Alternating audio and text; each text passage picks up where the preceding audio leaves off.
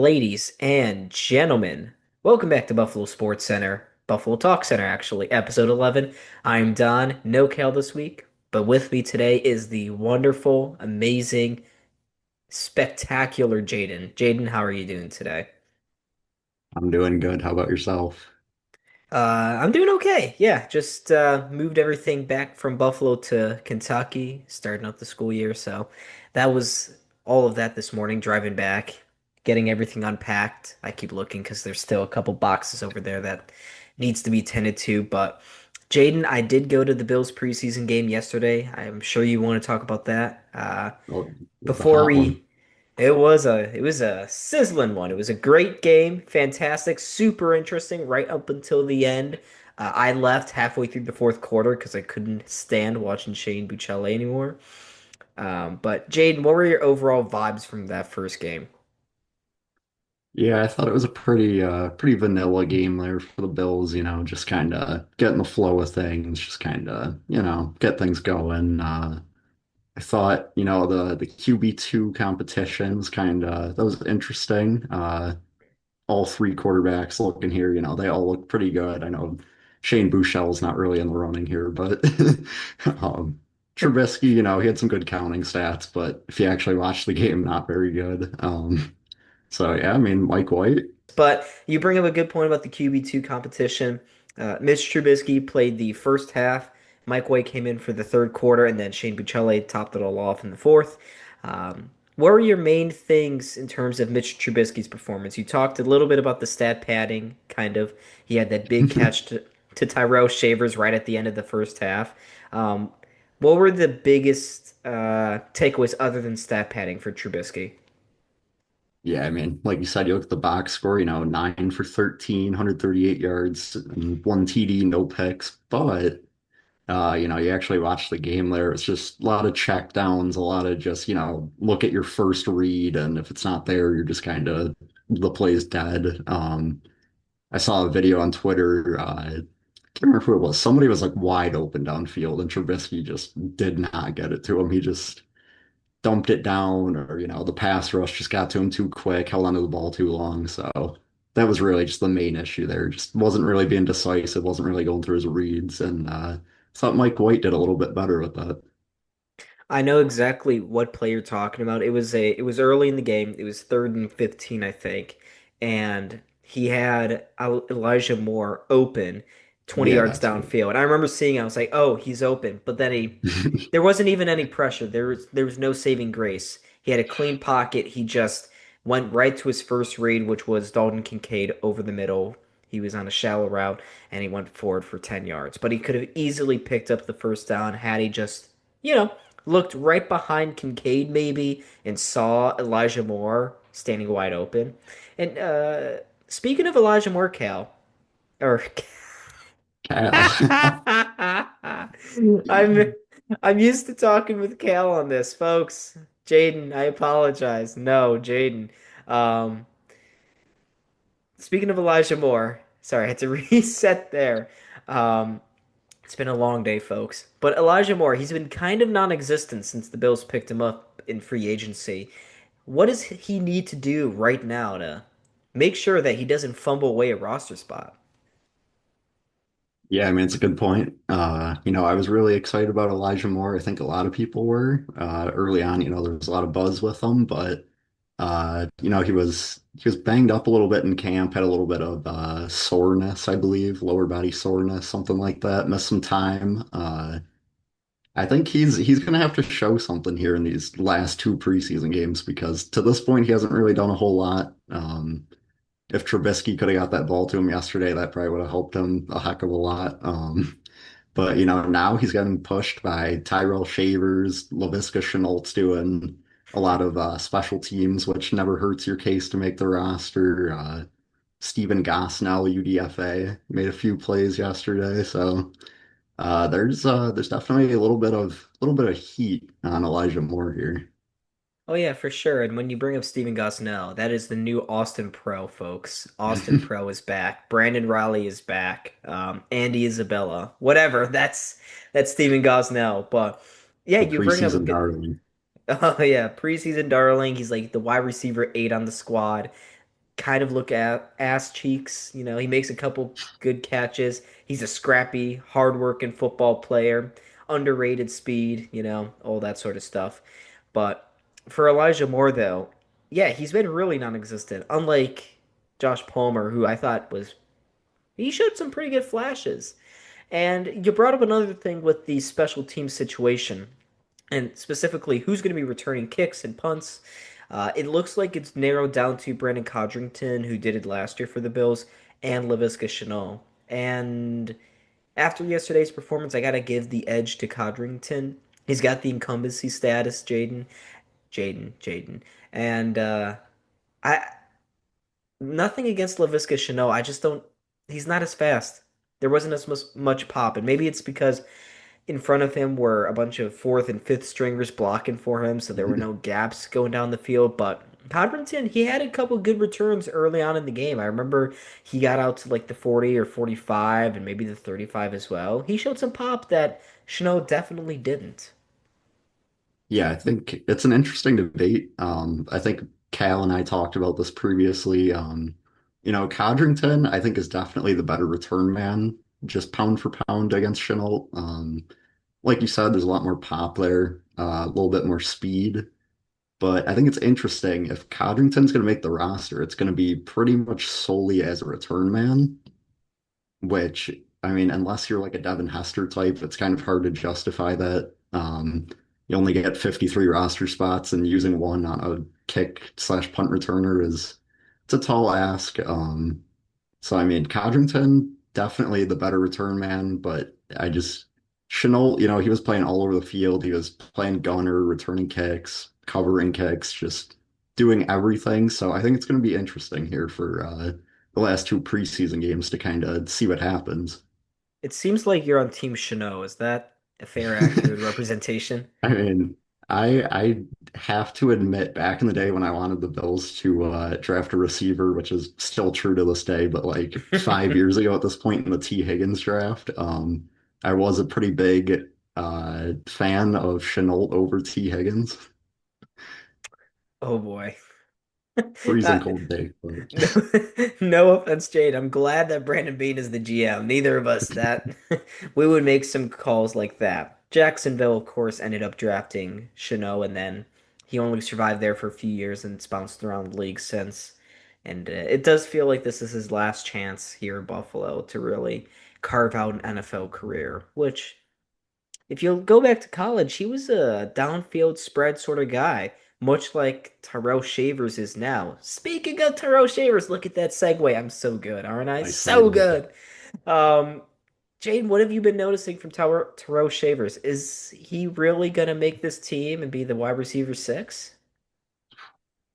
I mean, it's definitely a good case here. I mean, the Bills last year, most of the season, I believe, only had about five receivers on the team, but I think this year, if you cut Tyrell Shavers, I don't think it's necessarily a guarantee that you could just get him back on the practice squad. I think another team might take a shot on him.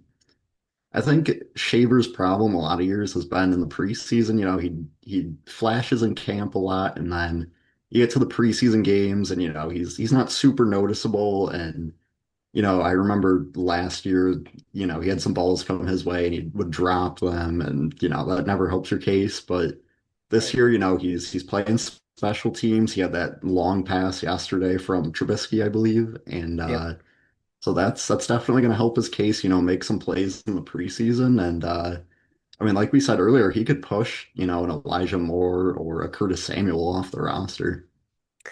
I don't know about Curtis Samuel. I definitely agree on Elijah Moore though. But this all You comes trade Curtis Samuel, you save 7 million. well, we're going to use Curtis Samuel in our hypothetical Terry McLaurin trade ideas. Okay, You know, those or trade Micah ideas Parsons. and thoughts that never actually happen, except if your name is Amari Cooper or Kelvin Benjamin. Uh, God, Kelvin Benjamin, I miss him. We should bring him back as a tight end, don't you think? They should. He's a Popeye's biscuit away. He's a Popeyes biscuit away from being a tight end on this Buffalo's Bills team. Oh yeah. But again, for Tyrell Shavers, everyone's been talking about it at camp. It seems like every single beat reporter, at least, that's come across my Twitter feed. They've been raving about this dude, his hands, his speed, his reliability. Sounds a lot like Khalil Shakir, right? Early on in his career, everyone's like, "Wow, look at this little guy. He's reliable. He catches everything that comes his way." And when you're going from a guy like Gabe Davis to reliable hands in Khalil Shakir and maybe even Tyrell Shavers, that's always a good thing. I know one guy who kept dropping a lot of passes yesterday, Zach Davidson. He did not do anything to help his case in terms of making this roster, Jaden. Yeah, the tight end three battle yesterday was not particularly very enthusing, I would say. Like you said, Davidson definitely had some pretty crucial drops on big plays, and then rookie tight end Jackson Hawes, not Spencer Hawes. Um, keep wanting to say Spencer Hawes, former NBA stud. Stud, Jackson Hawes. baller. Jackson Hawes also, didn't really do too much yesterday. I believe he may have had a drop or two. But I'd still give him the edge in the tight end three battle. Definitely much more of a blocker than Zach Davidson. And like Cal and I have said in the past, our top two tight ends, Knox and Kincaid, they're really extensions of your wide receiver room, especially Kincaid. So your tight end three really needs to be able to block, and Hawes is just way better at that. So Yeah, for sure. I there was des like 2 to 3 passes where Zach Davidson dropped him. And he had some success going into the third quarter, but that first half was absolutely brutal from Davidson. And you're right, the Bills definitely need a more blocking tight end, someone to replace Quinton Morris, who do you know why he left? He just kind of disappeared. Do they we know just, why? I don't know, they just let him go. Didn't want to pay him, I guess. Maybe he got too expensive. Maybe so. But with, like you said, Kincaid is basically a wide receiver. Dawson Knox, he's emerged into more of a blocking tight end recently over the last few seasons with injuries and whatnot, and Kincaid being the excellent receiver that he is. Knox has converted a little bit more into the blocking stuff over on the edges. But Jackson Hawes, he wasn't noticeable. But that's honestly a good thing, right? For the case that he's trying to build, blocking mainly. He doesn't want to be seen dropping passes when they're rarely thrown to him. So, in terms of that, when you view it in that sense, you're right. He does have the edge. But there was another battle that I thought was really underwhelming, and that was the cornerbacks. Dane Jackson, he's back. He's back to getting burned over on the Yeah. edges near the sidelines, and he got killed for an awful touchdown. I think it was Giants' first touchdown of the day. They went up 10 Yeah. nothing, right? And there was that clip of Damar Hamlin just kind of jogging over, not really giving him any support. And I was like, "Oh, I missed this. I really missed all this We're back. footballing. We're so back." But Jade, what did you make of Dane Jackson's performance yesterday? Ugh. I mean, same old Dane Jackson, just always behind the play. I mean, I guess if he sticks on this roster as your fifth or sixth cornerback, I suppose it's fine, but it's definitely not going to get anybody excited. Speaking of cornerbacks, Tre'Davious White also a little bit behind on some plays yesterday. He's been a standout in camp, but first real game action yesterday wasn't super good. So that'll be something to keep an eye on, especially with Harrison out for a little bit here, missing reps. So we'll see what happens with Trey White. Um, Also wanted to circle back to what you just brought up. Damar Hamlin. Is it time to start a dialogue about Damar Hamlin?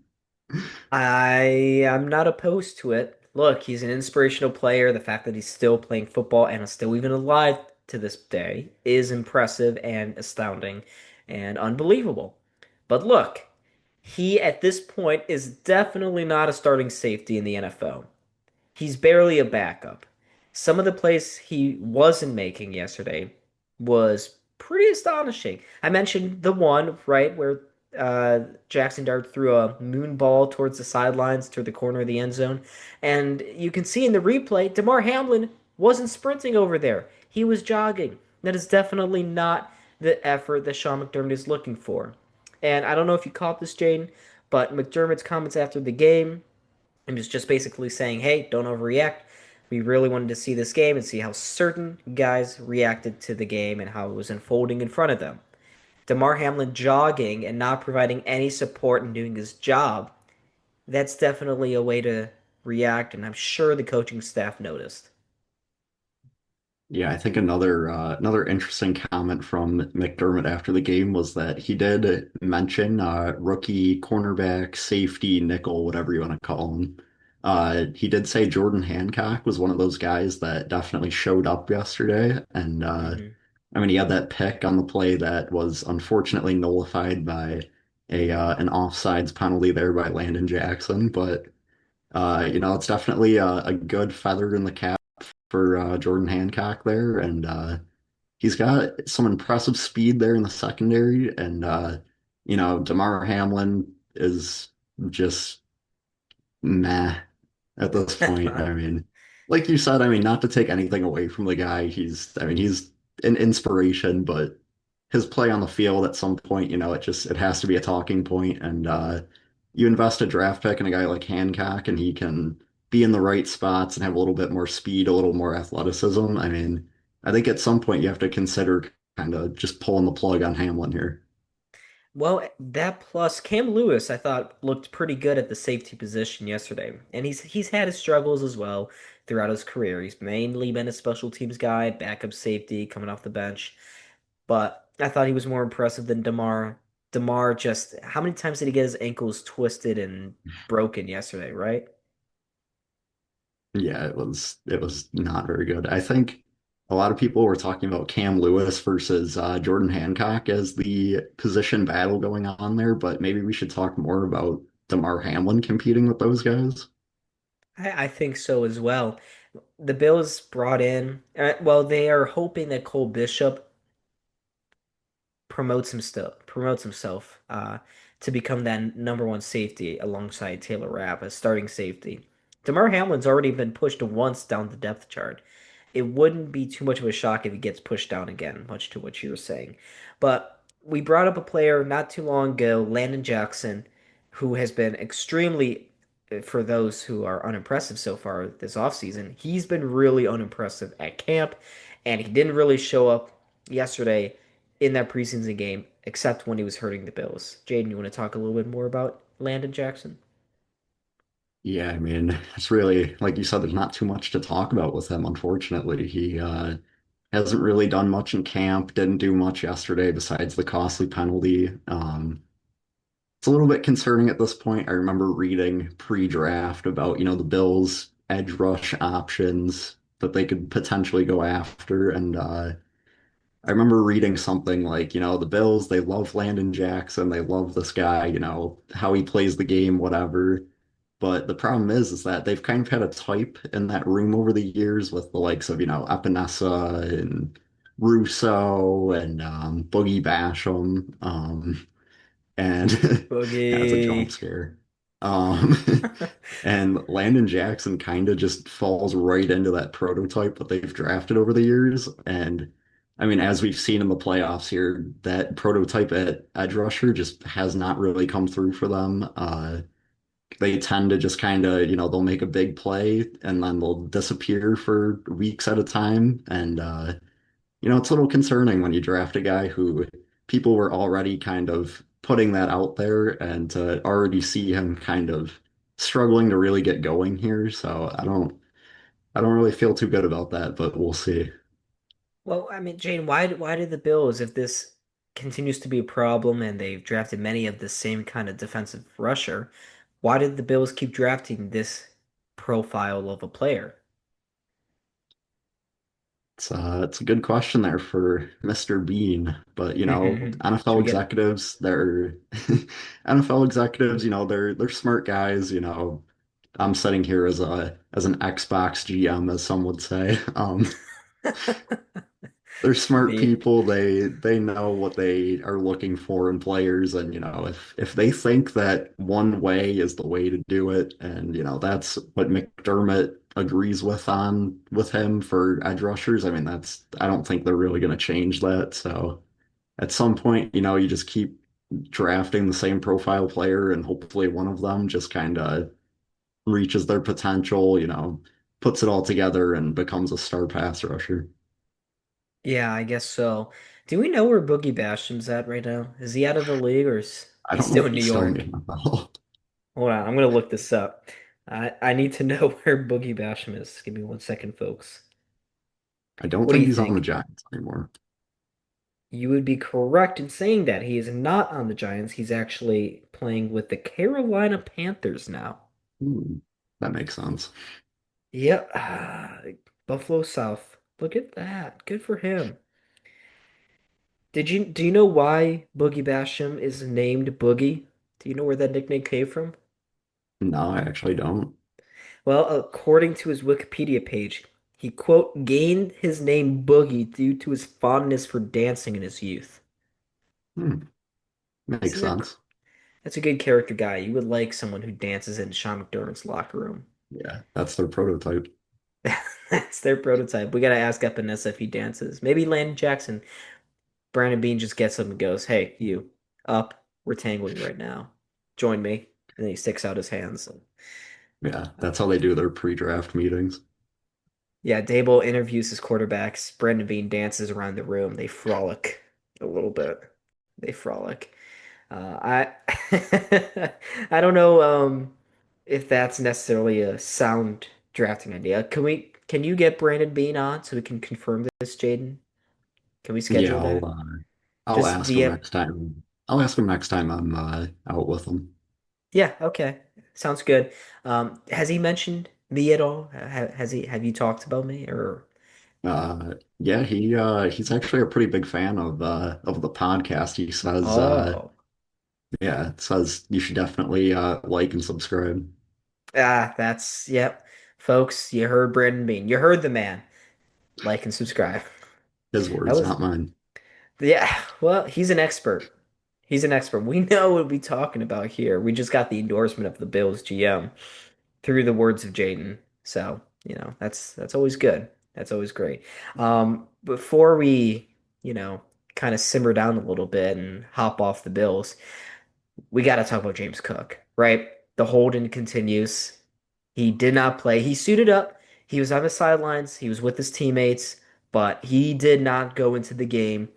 And Jaden, I don't know about you, but Sean McDermott in some of his comments, he's starting to sound a little annoyed with the situation.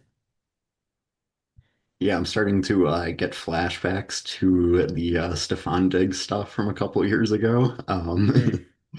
Waiting for Sean McDermott to say it's very concerning. That's when you know it's reached DEF CON 1. Yeah, but they thought he would practice. I believe that was Wednesday or Thursday, one of the final days of camp at St. John Fisher, and he did not practice. And then they hoped that he would suit up for the game yesterday, and that also did not happen. Like you said, he warmed up but did not play. It's definitely getting to a bit of a tipping point here, I'd say. The Bills notoriously don't like having big egos on their team. They don't like any of that noise in their locker room. So I think, we got to have some kind of resolution coming shortly here, whether that be, I don't know that they would move him this close to the season, but there's some guys out there right now that maybe you could kind of, swap them out for. Not that the Bills could really afford a Terry McLaurin or a Micah Parsons, but I can dream over here as the Xbox GM. Either that or they give him a contract, they find some sort of middle ground and get him back on the field. But something's going to have to give here pretty soon. Well, Kyron really Williams of the LA Rams, he just signed a 3-year, $33 million extension with the Rams, 11 million per season. That was a good comparable. A lot of people were watching that, and then assuming that James Cook would follow in sort of a domino effect because those two running backs, pretty good comparables of each other thus far into each of their respective careers.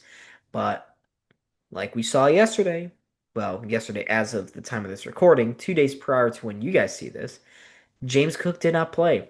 Sean McDermott wanted Cook to get at least a few reps in the first quarter. That didn't happen.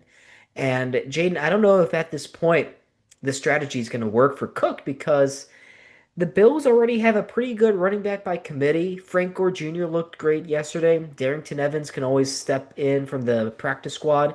And Ty Johnson and Ray Davis, of course. Ray Davis, also known as an NFL kicker. Um, they each looked pretty good in their short cameos yesterday. So if this holding continues, do you think James Cook's value is going to go down?